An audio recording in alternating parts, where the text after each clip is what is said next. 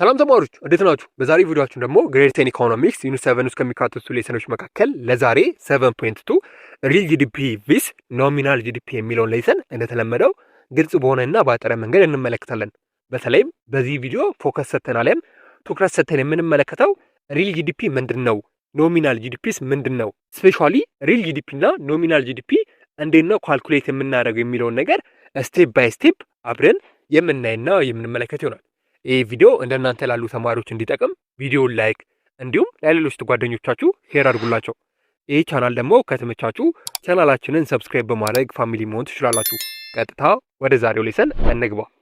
ኢን ዲቴል ወደ ዛሬው ቪዲዮ ከመግባታችን በፊት ስፔሻሊ እንደ ስታርቲንግ አይዲያ አሊያም እንደ መነሻ ሀሳብ ኖሚናል ጂዲፒ ምንድነው፣ ሪል ጂዲፒስ ምንድነው የሚለውን ነገር ለማየት እንሞክር።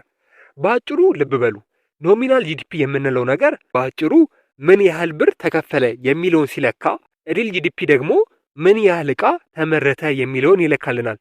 የአንድን ሀገር ኢኮኖሚ በእውነት አደገ የሚባለው ደግሞ ምርቱ ሲጨምር እንጂ ዋጋው ሲወደድ እንዳልሆነ ደግሞ ሁል ጊዜም ልብ ማለት አለባችሁ።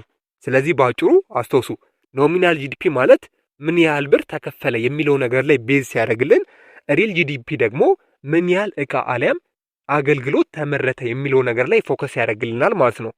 በሌላ በኩል ኖሚናል ጂዲፒ ከረንት ፕራይስን ለካልኩሌት ሲጠቀም፣ ሪል ጂዲፒ ደግሞ ቤዝ ይርን ይጠቀማል። አሊያም ከዚህ ዓመት በፊት በነበሩት ዓመታቶች ላይ ፕራይስ ላይ ዲፔንደንት በማድረግ ስፔሻሊ ካልኩሌት እንደሚያደርግ ትመለከታላችሁ። ይህን ነገር በኤግዛምፕል ወደ በኋላ ስንመለከተው በደንብ አድርጎ ግልጽ የሚሆንላችሁ ይሆናል ማለት ነው።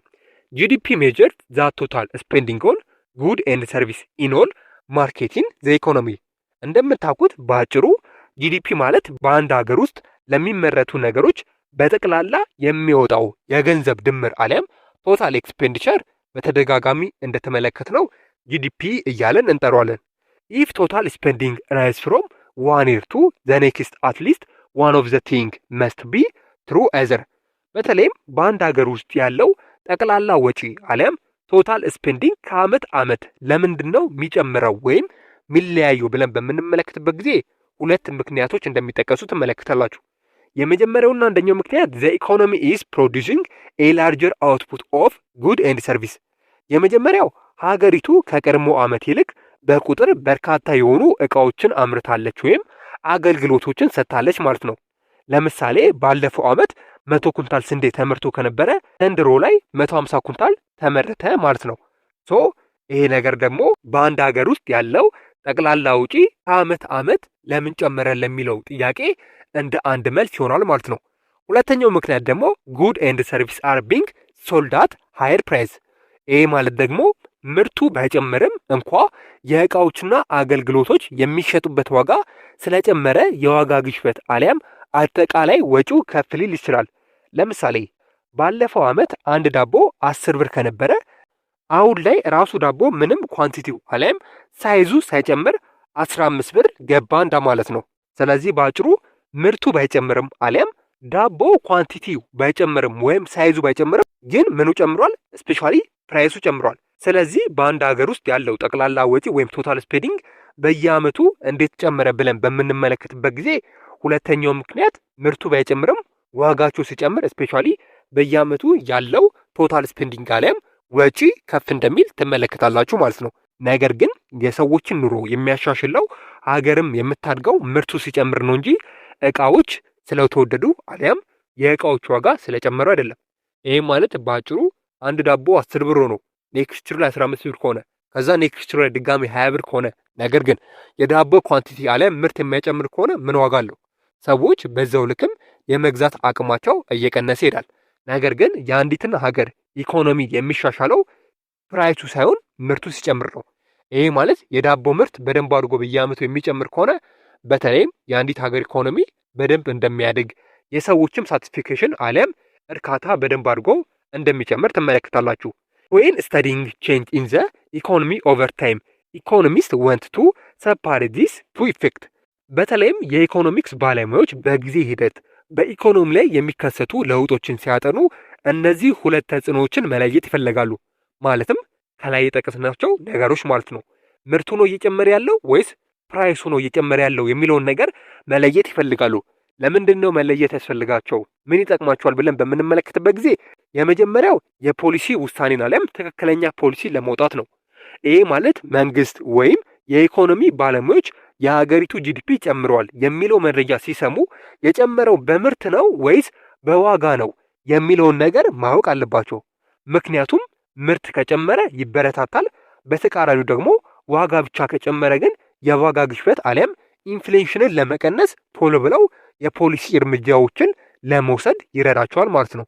ለዚህም ነው እስፔሻሊ እነዚህን ከላይ የተመለከትናቸው ማለትም ፕራይሱ ነው እየጨመረ ያለው ወይስ ምርቱ ነው እየጨመረ ያለው የሚለውን ነገር ማወቅ የሚያስፈልጋቸው ማለት ነው።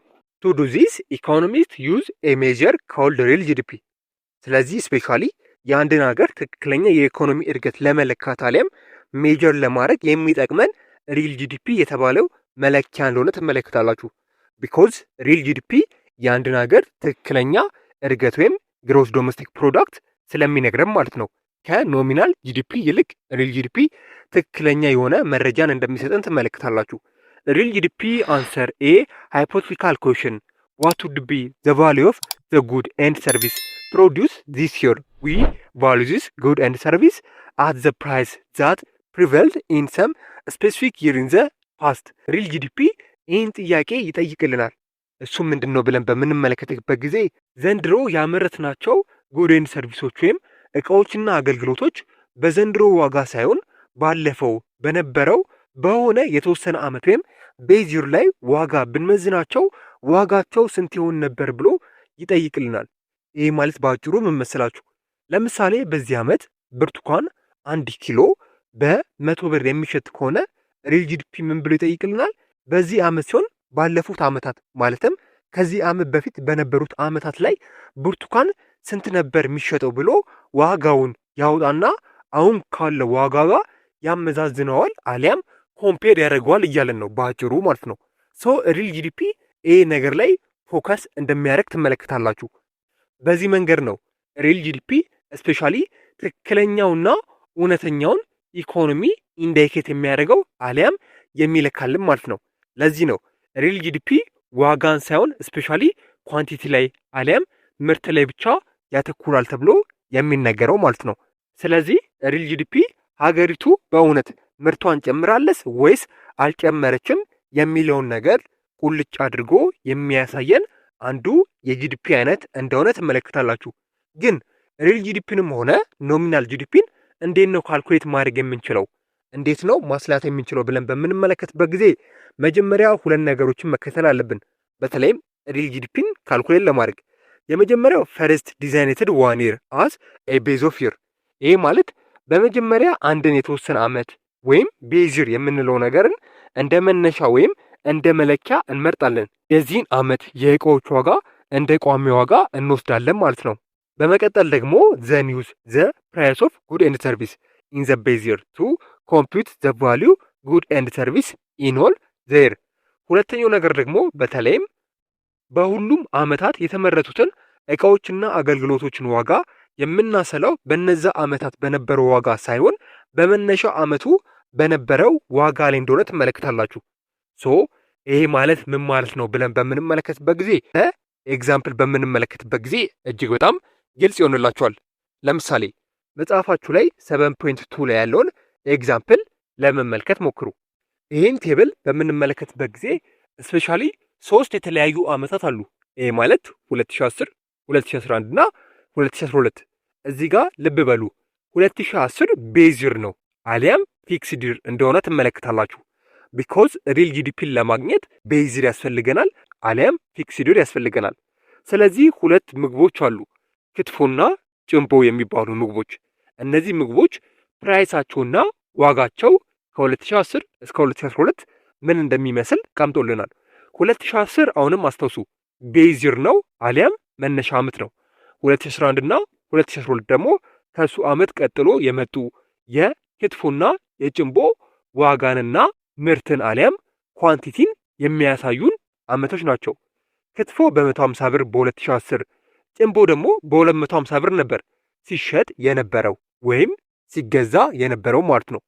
በ2011 እና በ2012 ደግሞ እንደምታዩት ስፔሻሊ የሁለቱም ምግቦች ማለትም የጭንቦም የክትፎም ዋጋ እንደጨመረ፣ በተመሳሳይ መልኩ ደግሞ ኳንቲቲያቸውም አሊያም ምርታቸውም እንደጨመረ ትመለከታላችሁ። ሶ በአጭሩ እንዴት ነው ኖሚናል ጂዲፒን ካልኩሌት ማድረግ የምንችለው ብለን በምንመለከትበት ጊዜ እጅግ በጣም ቀላል ነው። ይሄ ማለት ኖሚናል ጂዲፒን ለማስላት ወይም ካልኩሌት ለማድረግ የየአመቱን ምርት በየአመቱ ባለው ዋጋ እናበዛለን። ቅድም ምን ብለናል? ኖሚናል ጂዲፒ ስፔሻሊ ከረንት ፕራይስ ላይ ቤዝ ሆነን ነው የምናሰለው አላለም?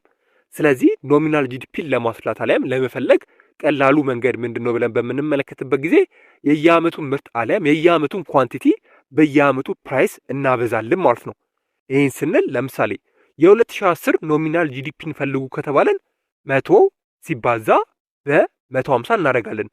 ይህ ማለት ኳንቲቲውን ከፕራይሱ ጋር እናበዛዋለን ወይም በዛ አመት የተመረተውን ምርት በዛ አመት ከነበረው ዋጋ ጋር እናበዛዋለን እያልን ነው። ስለዚህ በ2010 የክትፎ ኳንቲቲ አሊያም ምርት ስንት ነበር? 100 ብር ሲባዛ ፕራይሱ ደግሞ ስንት ነበር? 150። ስለዚህ 100 ሲባዛ በ150 እናደርጋለን። በተመሳሳይ መልኩ ደግሞ በ2010 ላይ ስፔሻሊ የጭንቦ ኳንቲቲ አሊያም ምርት ስንት ነበረ? 50። ዋጋው ስንት ነበረ? 250። ሶ 50 ሲባዛ በፕራይሱ በ250 እናደርጋለን። ሶ በአጭሩ ምንድን ነው ያደረግነው? ኖሚናል ጂዲፒ ላይ ስፔሻሊ በዛ አመት የተመረተውን ምርት በዛው አመት ላይ ካለው ዋጋ ጋር ላይ ፕራይስ ጋር እናበዛዋለን ማለት ነው። ሶ እነዚህን ቁጥሮች በምታበዙበት ጊዜ ስፔሻሊ 100 ሲባዛ በ150 15000፣ 50 ሲባዛ ደግሞ በ250 12500 ይሆናል። ስለዚህ እነዚህን ሁለት ቁጥሮች በምንደምርበት ጊዜ 27500 ብር ይመጣልናል ማለት ነው። ሶ ባጭሩ የ2010 ኖሚናል ጂዲፒ 27500 ብር እንደሆነ ትመለከታላችሁ። በተመሳሳይ መንገድ ደግሞ የ2011ን ኖሚናል ጂዲፒ ፈልጉ ከተባለን እንደተለመደው ኳንቲቲው ስንት ነው? 150። ፕራይሱ ደግሞ ስንት ነው? የክትፎ 180 እናደርጋለን። ሶ የጭንቦ ደግሞ ኳንቲቲ በ2011 ስንት ነው? 100።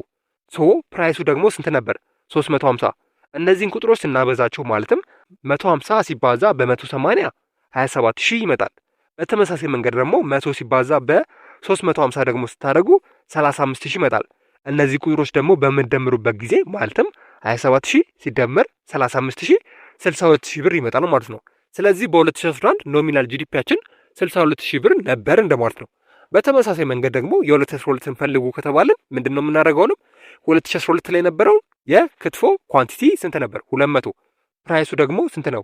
በተመሳሳይ 200 ነው። በተመሳሳይ መልኩ ደግሞ የጭንቦ ኳንቲቲ ስንት ነበር? በ2012 ላይ 150። ፕራይሱ ደግሞ ስንት ነበር? በ2012 ላይ 400 ብር። ሶ እነዚህን ስናበዛቸው ማለትም 200 ሲባዛ በ200 40 ሺህ ይመጣል። 150 ሲባዛ ደግሞ በ400 60 ሺህ ይመጣል። ሶ እነዚህን ቁጥሮች በምንደምርበት ጊዜ 40 ሺህ ሲደመር 60 ሺህ 100 ሺህ ብር ይመጣልናል ማለት ነው። ስለዚህ በአጭሩ ግልጽ በሆነ መንገድ ኖሚናል ጂዲፒን በዚህ መንገድ ነው የምንፈልገው ማለት ነው። ስለዚህ ኖሚናል ጂዲፒን ለመፈለግ ምንድን ነው የምናደርገው? በተለይም የአመቱን ምርት በዛው አመት ከነበረው ዋጋ ላይ ስናባዛው በአጭሩ የኖሚናል ጂዲፒን ሪዛልትን ማግኘት እንችላለን ማለት ነው። እሺ ግን እንዴት ነው ሪል ጂዲፒስ የሚሰላው? ሪል ጂዲፒን እንዴት ነው ካልኩሌት የምናደርገው ብለን በምንመለከትበት ጊዜ ከኖሚናል ጂዲፒ የተለየ ካልኩሌት እንዳለው ትመለከታላችሁ። ይሄ ማለት በአጭሩ ሪል ጂዲፒን ካልኩሌት ለማድረግ ሁል ጊዜ የምንጠቀመው የመነሻ አመቱን አሊያም ቤዚር ዋጋውን ነው። ይሄ ማለት ምን እያለ ነው? ስፔሻሊ እዚህ ቴብል ላይ ቤዚሩ አሊያም መነሻ አመቱ ስንት ነው? 2010 ነው። ቅድም እንደተመለከትነው 2010 ቤዚር እንደሆነ ትመለከታላችሁ። ስለዚህ ሪል ጂዲፒን ካልኩሌት ማድረግ የምንፈልግ ከሆነ ሁል ጊዜ የምንጠቀምበት አመት መነሻ አመቱን ነው አሊያም የቤዚር አመቱን ፕራይስ ብቻ ነው። ይሄ ምን እያልን ነው? ኖሚናል ጂዲፒን በምንፈልግበት ጊዜ የዛው አመትን ፕራይስና ኳንቲቲ አሊያም ምርትን አባስተን ነው ኖሚናል ጂዲፒን የምናገኘው። ሪል ጂዲፒን ግን ለማግኘት የምንፈልግ ከሆነ ስፔሻሊ የመነሻ አመቶቹን አሊያም የቤዚር ዋጋን ወይም ፕራይስን ብቻ ነው የምንጠቀመው እያለን ነው። ይሄ ማለት ባጭሩ የ2011ን ሪል ጂዲፒ ፈልጉ ከተባለን የ2011ን ኳንቲቲ ምናባዛው በዛው አመት ካለው ፕራይስ ጋር ሲሆን በቤዚሩ ማለትም በዚህ ቴብል መሰረት በ2010 ባለው ፕራይስ ጋር አባስተን ነው የምናገኘው እያለን ነው። ሶ እስቲ ይሄ ነገር ግልጽ እንዲሆንላችሁ እንመልከተው። ለምሳሌ የ2010ን ሪል ጂዲፒ ፈልጉ ከተባለን ልክ እንደ ኖሚናል ጂዲፒ ነው የምናገኘው 27500 ብር ይሆናል። ይሄ ማለት በ2010 የክትፎ ኳንቲቲ 100 ፕራይሱ ደግሞ 150 ነበር። በተመሳሳይ መልኩ ደግሞ የጭንቦ ኳንቲቲ 50 ፕራይሱ ደግሞ 250 ነበር። በስንት? በ2010 ተመሳሳይ የሆነ ውጤት ነው የምናገኘው ከኖሚናል ጂዲፒ ጋር ማለት ነው። 100 ሲባዛ በ150 15000 ብር፣ 50 ሲባዛ በ250 ደግሞ 12500 እንደሆነ ትመለከታላችሁ። እነዚህን ቁጥሮች እንደምራቸው 27500 ብር አካባቢ ይመጣሉ። በአጭሩ የ2010 ሪል ጂዲፒ ከኖሚናል ጂዲፒ ጋር ተመሳሳይ እንደሆነ ትመለከታላችሁ። ለምን ካልን 2010 ቤዝ ይር ስለሆነ ማለት ነው። ከዚህ በኋላ ያሉት ነገሮች ግን እየተቀየሩ እንደሚመጡ ትመለከታላችሁ። ይሄ ማለት የ2011ን ሪል ጂዲፒ ፈልጉ ከተባለን የ2011ን ኳንቲቲ አሊያም ምርት በ2010 በተገኘው ዋጋ አሊያም ፕራይስ እናበዛዋለን እያልን ነው። ይሄ ማለት ምንድን ነው ብለን በምንመለከትበት ጊዜ በ2011 ክትፎ ስንት ነበር? ኳንቲቲው 150 የ2010 ደግሞ የክትፎ ፕራይስ ስንት ነበር? በተመሳሳይ 150። በሌላ በኩል ደግሞ የ2011 የጭንቦ ኳንቲቲ አሊያም ምርት ስንት ነበር? 100 ሲባዛ የ2010 ደግሞ የጭንቦ ዋጋ አሊያም ፕራይስ ስንት ነበር? 250። 150 ሲባዛ በ150 ስንት ይመጣልናል? 22500 ሲመጣልን 100 ሲባዛ ደግሞ በ250 25000 ይመጣልናል። እነዚህን ቁጥሮች ስንደምራቸው 47500 ብር ይሆኑልናል ማለት ነው። ስለዚህ የ2011 ሪል ጂዲፒ 47500 ብር ነው ማለት ነው። ስለዚህ እዚህ ጋር ምንድነው ያደረግነው? ልብ በላችሁ ከተመለከታችሁ ስፔሻሊ የ2011ን የክትፎ ኳንቲቲ አሊያም ምርትን ያባዛ ነው በዙ አመት ፕራይስ አይደለም ያባዛ ነው በቤዚሩ ማለትም 2010 ላይ በነበረው የክትፎ ዋጋ ነው ያባዛ ነው። በተመሳሳይ መልኩ ደግሞ የጭንቦን የ2011 ምርት አሊያም ኳንቲቲ በዛው አመት በ2011 ባለው ፕራይስ አይደለም ያባዛ ነው በ2010 ባለው የጭንቦ ፕራይስ ላይ እንዳባዛ ነው ትመለከታላችሁ። በዚህ አይነት መንገድ ነው ስፔሻሊ ሪል ጂዲፒን የምታገኙት ማለት ነው። ለዚህ ነው ቅድም ላይ ሪል ጂዲፒን ለማግኘት ቤዚር አሊያም ፊክስድ ይር ያስፈልጋል ብለን የተነጋገር ነው ማለት ነው። ቢኮዝ ቤዚር ካላወጣንለት ሪል ጂዲፒን ማግኘት ስለማንችል። እሺ በተመሳሳይ መንገድ የ2012ን ሪል ጂዲፒ ፈልጉ ከተባለም እጅግ በጣም ቀላል ነው። 2011 ላይ እንዳደረግነው በ2012 ላይ እናደርጋለን ማለት ነው። ይሄ ማለት በ2012 የክትፎ ኳንቲቲ ስንት ነበር? 200 200ን በስንት እናበዛለን ማለት ነው? 2010 ላይ ባለው የክትፎ ዋጋ በ150 እናበዛለን ማለት ነው። በተመሳሳይ ደግሞ የ2012 የጭንቦ ኳንቲቲ አሊያም ምርት ስንት ነበር? 150 ዋጋው ደግሞ ስንት ነው? ከረንት ፕራይሱ ሲሆን የ2010 የጭንቦ ዋጋ ስንት ነበር? 250። በጣም አሪፍ። እነዚህን ቁጥሮች እናባዛቸዋለን። 200 ሲባዛ በ150 30000፣ 150 ደግሞ ሲባዛ በ250 37500 ይሆናል። እነዚህን ቁጥሮች ደግሞ ስንደምራቸው 67500 ብር እንደሚሆኑ ትመለከታላችሁ። በዚህ መንገድ ሪል ጂዲፒን ማግኘት እንችላለን ማለት ነው። ስለዚህ ልዩነቱ ምንድን ነው ብለን በአጭሩ በምንመለከትበት ጊዜ የዚህን ቴብል ስፔሻሊ ኖሚናል ጂዲፒ ከ27500 ወደ 100000 እንዳደገ ትመለከታላችሁ።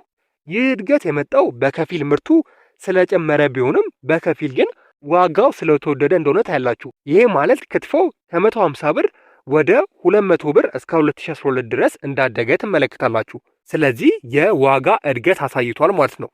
በሌላ በኩል ደግሞ ሪል ጂዲፒ ከ27500 ወደ 67500 እንዳደገ ትመለከታላችሁ።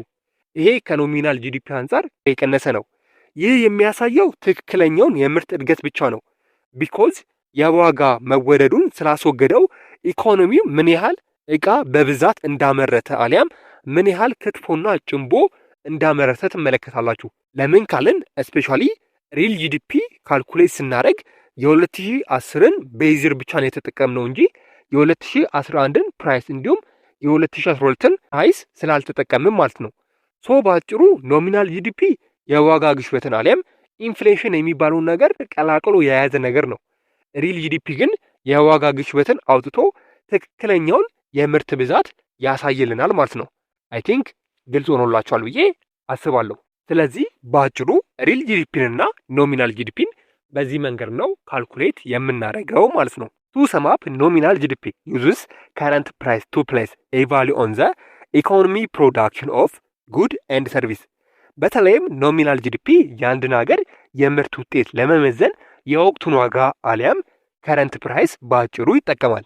በተቃራኒው ደግሞ ሪል ጂዲፒ ዩዝስ ኮንስታንት ቤዚር ፕራይስ ቱ ፕሌስ ኤ ቫሉ ኦን ዘ ኢኮኖሚ ፕሮዳክሽን ኦፍ ጉድ ኤንድ ሰርቪስ። በተቃራኒው ደግሞ ሪል ጂዲፒ የአንድን ሀገር ምርት ውጤት ለመመዘን የሚጠቀመው የመነሻ ዓመቱን ቋሚ ዋጋ ነው እያለን ነው።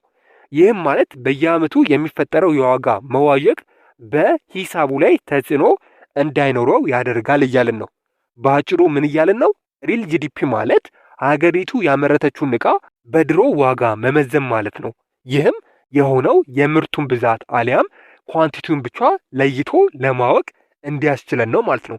ስለዚህ ሪል ጂዲፒ በአሁኑ ዓመት አሊያም ከረንት ፕራይስ ላይ ቤዝ በማድረግ ምንም አይነት ነገርን ካልኩሌት እንደማያደርግልን ተመለከታላችሁ።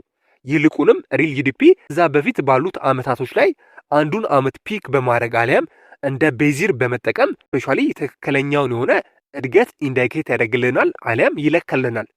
በተቃራኒው ግን ኖሚናል ጂዲፒ የምንለው ነገር በዚሁ ዓመት በተመረቱት ፕራይስ ላይ ቤዝ በማድረግ ነው ካልኩሌት የሚያደርግልን ማለት ነው። አሁን በሁለቱ የጂዲፒ አይነቶች መካከል ያለው ልዩነት ግልጽ ሆኖላችኋል ብዬ አስባለሁ። ግን የጂዲፒ ጎሉ ምንድነው ብለን በምንመለከትበት ጊዜ አወር ጎል ቱ ኮምፒውቲንግ ጂዲፒ ኢዝ ጋጅ ሃው ዌል ዘ ኦቨርኦል ኢኮኖሚ ፐርፎርሚንግ። በአጭሩ ጂዲፒን የምናሰላው አጠቃላይ የሀገሪቱ ኢኮኖሚ ምን ያህል በጥሩ ሁኔታ እየሰራ እንደሆነ ለመለካት እንደሆነ ሁል ጊዜ ማስታወስ አለባችሁ።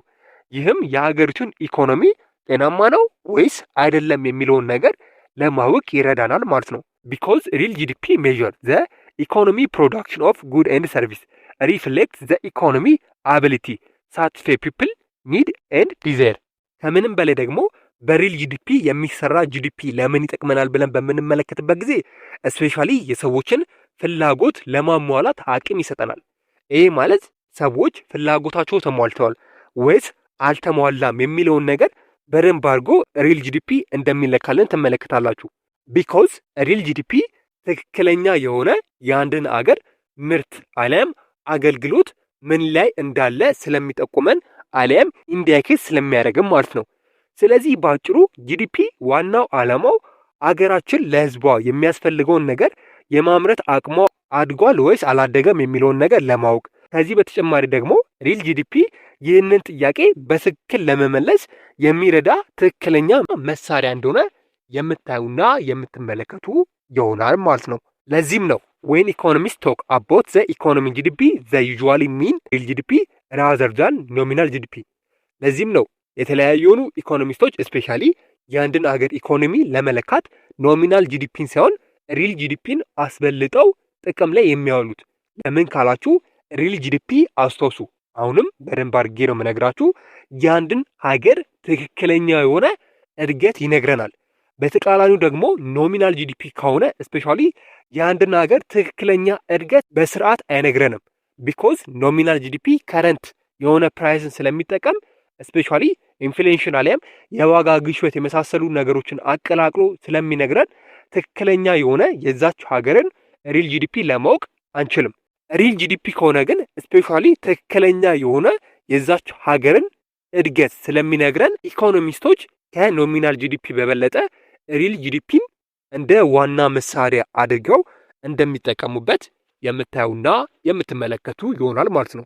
ሶ በጣም በአጭሩና ግልጽ በሆነ መንገድ የሪል ጂዲፒና ኖሚናል ጂዲፒ ልዩነታቸው ይሄን ይመስላል ማለት ነው። ጥያቄ ካላችሁ ኮሜንት ላይ ጠይቁን፣ ወዲያው የምንመልስላችሁ ይሆናል። ኔክስት በሌላ ቪዲዮ እንገናኛለን። ኢትዮ ኮንሰፕት ሴንተር የእናንተው ምርጥ ቻናል